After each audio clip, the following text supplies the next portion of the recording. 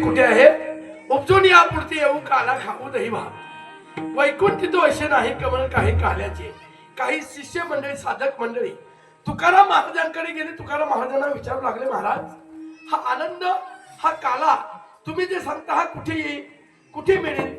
त्यावेळेस तुकाराम महाराज सांगतात, अरे याला सुद्धा फार पुण्य लागतंय. हो, सहजासहज हा काला भेटत नाही माय बाप्पांनो.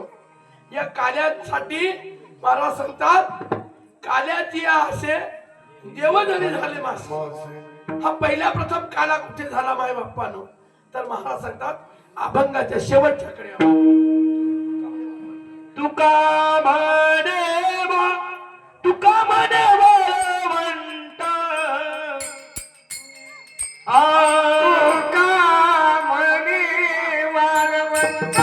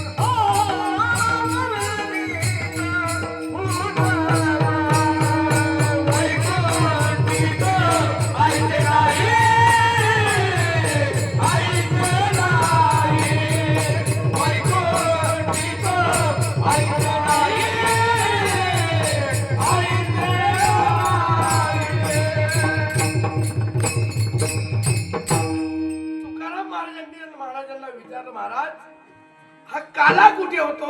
त्यावेळेस तुकाराम महाराज सांगतात तुका म्हणे वाळवंट बर्वे नित्य उत्तम. हा काला पहिल्या प्रथम कुठे झाला? त्या वाळवंटावरती झाला.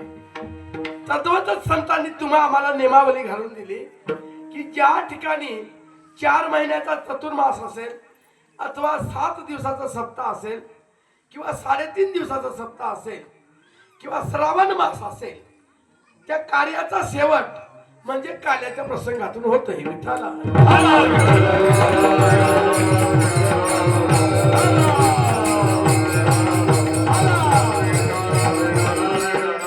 या काल्याच्या प्रसंगातून शेवट कार्याची शेवट होतो.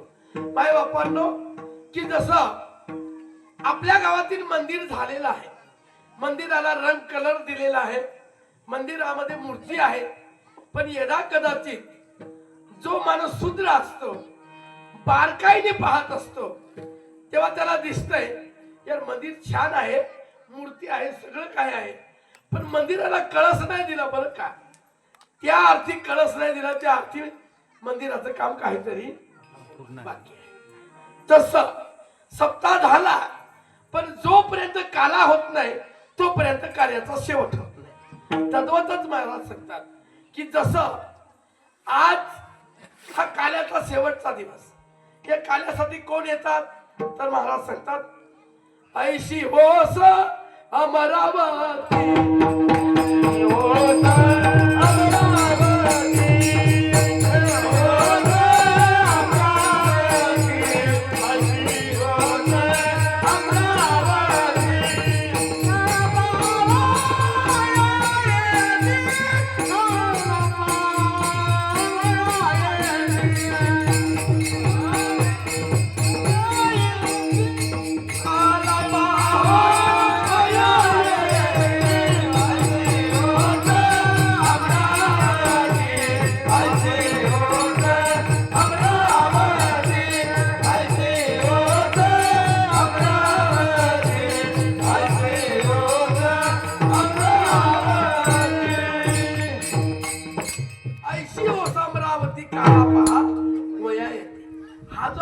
काला आहे ना, महाराज सांगतात देव विसरती देह भाव आपला.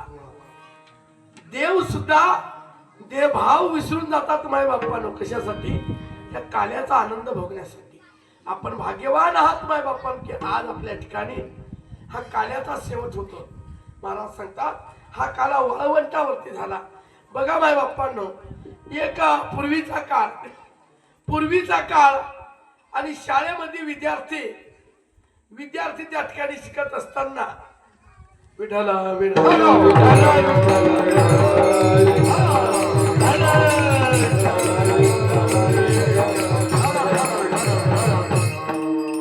शिक्षकांनी मुलाला विचारलं, बाळू म्हणे गंगा कुठे उगम पावले रे?